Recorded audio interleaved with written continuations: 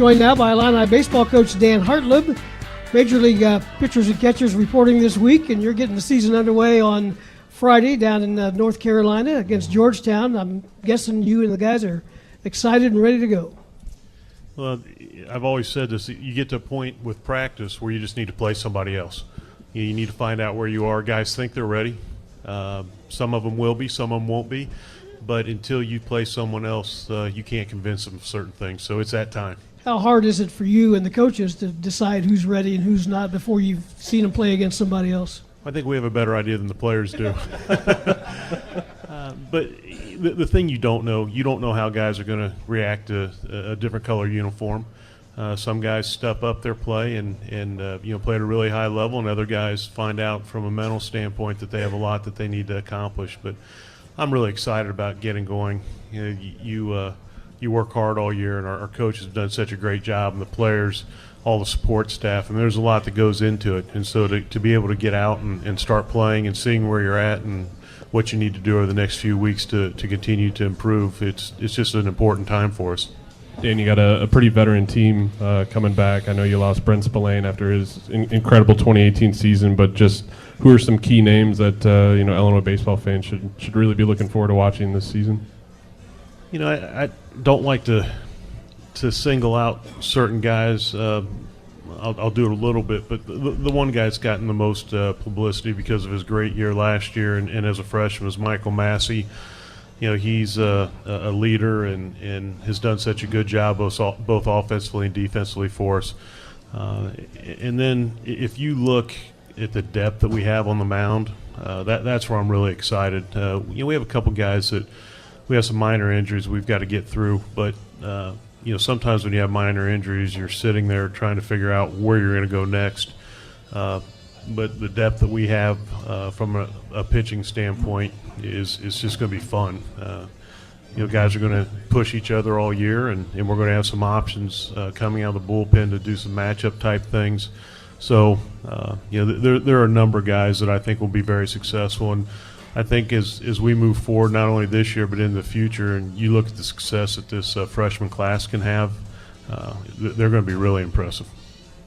So as you get ready for the season opener, does the trip you took kind of over Thanksgiving, does that give you maybe a better idea going into the season opener than if you wouldn't have had those games? Or? Well, I think the trip that we had, the foreign trip that we went to Curacao and Aruba, I think it helps two things. It helps coaches kind of understand what some guys are capable of doing, but I think it really gives the players an indication of where they were at the time and where they needed to get to. There were some guys that were extremely nervous and kind of looked like deer in headlights at that time, and you hope that trip, kind of moves them forward and helps them get through some of those things. There were some team issues that came up as far as the way guys were trying to lead, and some guys that maybe weren't going the correct direction, and we've gotten a lot of things accomplished over the last 3 months, and it all comes back to what we were able to do and figure out on that trip. Coach, how important are these early games in terms of what you want to do long term? How important is it to get off to a good start, or does that matter at all? It matters to me. Okay, right. I hate to lose, but we have to make decisions. We have to do certain things to make sure that we're strong going into the Big Ten season and strong at the end of the year and playing at our highest level when it comes tournament time. Now, the flip side of that is the NCAA doesn't care, that you're on the road. They don't care it's early. They don't care if you've been inside or outside. It all counts towards our RPI. Right. So there's a number of different ways to look at it, but the bottom line is, a simple answer is everything's extremely important. Okay. These days in college baseball, is everybody starting now at pretty much the same time? Everybody does start the same time. It's interesting the way the South kind of, I wouldn't say controls college baseball, but they have a large, I guess, they have a lot of say in what's going to happen. So we used to have a March 1st common starting date. That lasted about 2 or 3 years until they complained enough because they said their schedules are too compacted. Well, that's what we've done our whole lives, is it's been compacted. So now it's the second weekend in February. Everybody starts on the same date.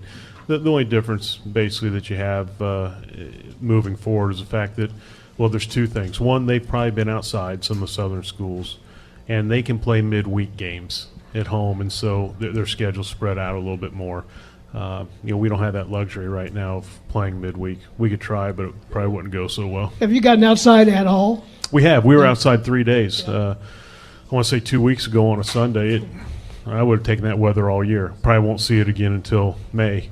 But we went outside, we scrimmaged, had a great day, spent a lot of time hitting and fly balls and doing communications. The next day we went out, it was kind of misty rain, but still wasn't bad. And there was one day we went out for about 40 minutes and took a pregame BP. The thing that I like about getting out is just to get, obviously you'd like to be out every day, but I think it's important to get out a few times just so you get through the mental portion of it. And when you are inside, you're in the football indoor facility, right? We are. We're in the football facility. It's netted in there. Back when Itch was still here, we figured out a way to hook these nets on the bottom of the cages, raise the cages up, and we actually go live in there. It's a pretty neat setup. Well, we had Tyra Perry on last week, and she talked about how only softball was, just missed on the NCAA tournament when it was one of the first four out. You guys were one of the first four teams out as well. What way to bring that up, Scott? Well, what did you maybe address, with this season, maybe putting your schedule together to, maybe narrow that possibility as much as possible? Yeah, I thought I did a good job all year not whining about that. Now you're bringing it up. Do we need to ask your wife the real thoughts? No, you probably shouldn't bring her into this one. Obviously, we were disappointed last year. And the one thing I do believe is you have different opportunities throughout the year to put yourself in a great position. We had a 2-week stretch last year that we didn't play very well, and we didn't play well on Sundays. And I think that shows that maybe you were deficient, in an area or two. And we have to eliminate those things. So, did I think we should be in the tournament? Personally, yes. But obviously we didn't do enough, and we need to figure out a way to move forward and do a little bit better job this year. Hopefully our guys have a chip on their shoulder. This group of players have not been in the NCAA tournament, and I think this program should be a program that's consistently in the NCAA tournament. It's something that that we strive for as a coaching staff, and the players need to do a good job to get us into that position. Coach, I'm going to the first game of the College Awards Series in June, so I'd like to see you guys there. Would that be all right? Can we plan on that? Well, if you can guarantee we'll be there, yeah, I'll even give you a ticket. Oh, I've got tickets. I'm good, but I'll see you there. Maybe I'll work. I don't plan to work, but maybe I'll work. Well, if they're there, Bob, you're going to work. Oh, good point. We're talking baseball with Illini baseball coach Dan Hartleb. If you have a question in here, raise your hand. We'll get around to you. We'll keep Dan another 10 minutes or so. Phone line is open as well, 356-9397.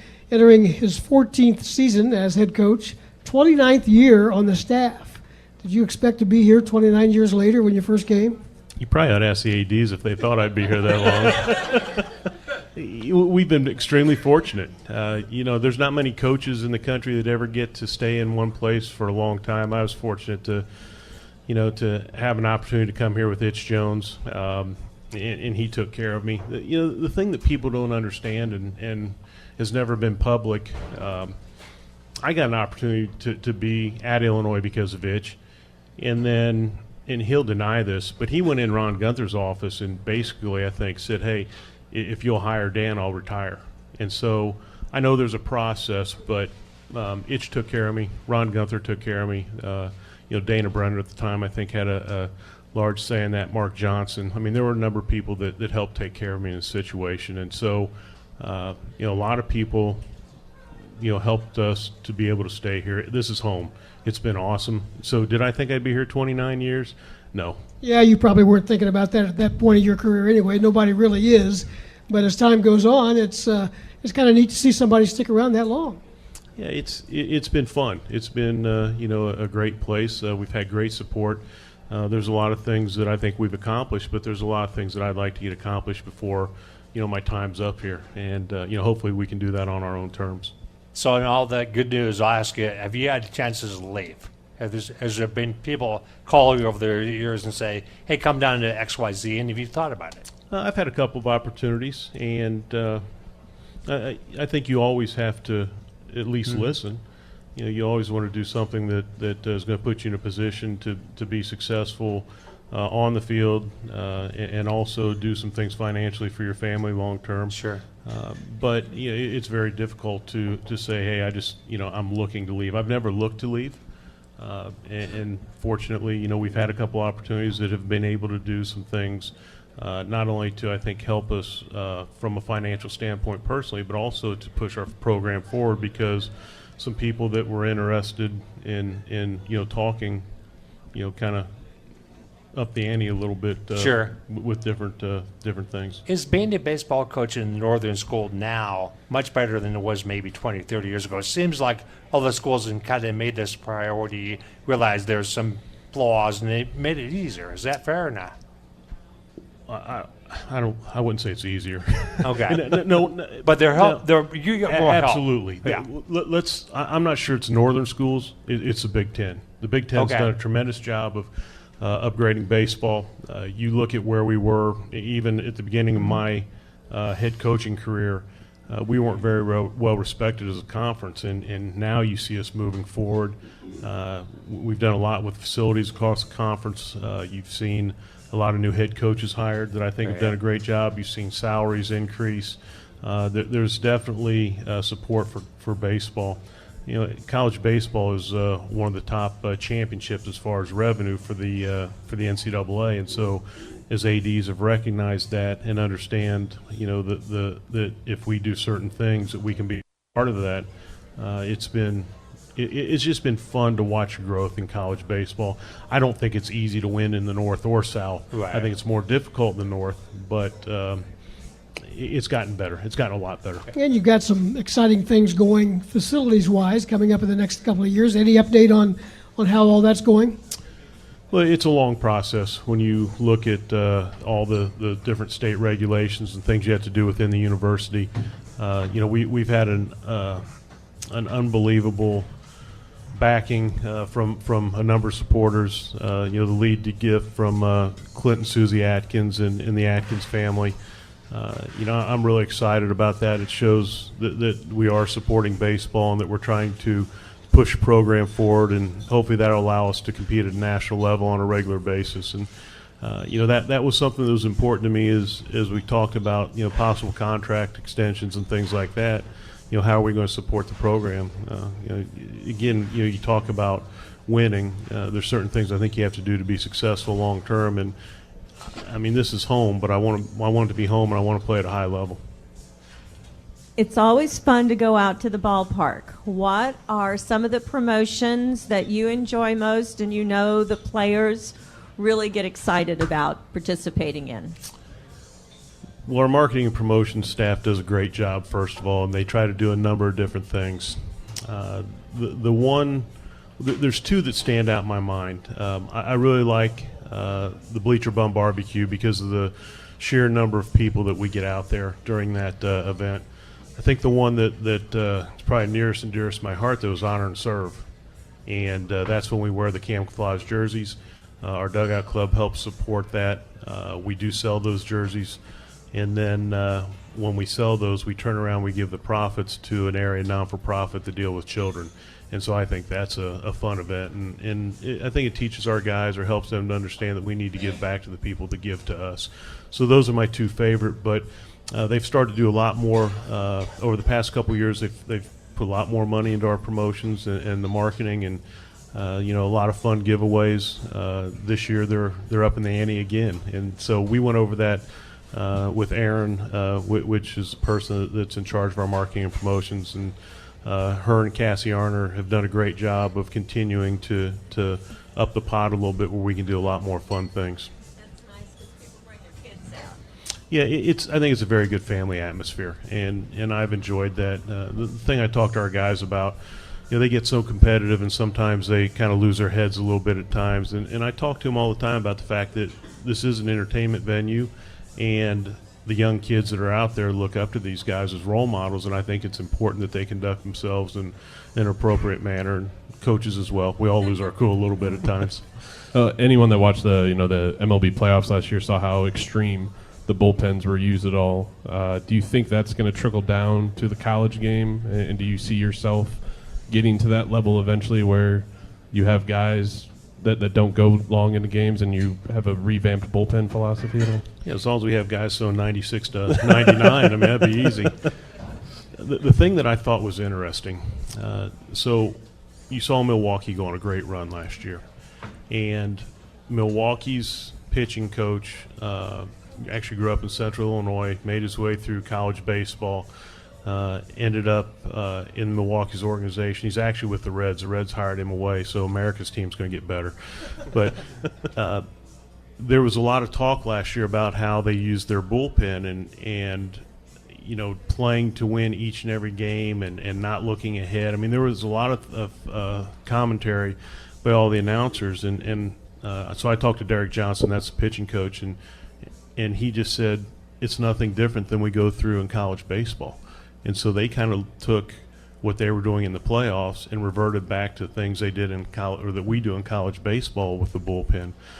So the thing that's really interesting to me, if you look at a lot of the new hires in professional baseball and some guys that are going from being college pitching coaches straight to the big leagues as professional pitching coaches, I think that comes back to the fact that we as a group, and I'm not talking to Illinois, I'm talking about college baseball.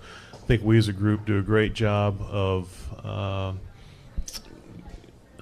working with some of the numbers. I mean, everything, you know, is data driven now. And I think our guys are well versed in those areas. And you get some of the older coaches in professional baseball that are unwilling. You know, it's kind of like when computers came out. You know, people didn't want to mess with computers and all the new technology. There's some people that kind of push that aside. And so in college baseball, it's been something that's been prevalent with us. And I think it's really helping us, and professional baseball is kind of jumping on our shirt tails a little bit and following along. Hey, Dan, appreciate your time. Always good to talk Thanks, baseball. We'll do it again as the season moves along. Good luck this weekend. Yeah, thank you very much. Appreciate it, and looking forward to everybody following us both at the ballpark and on the radio. That's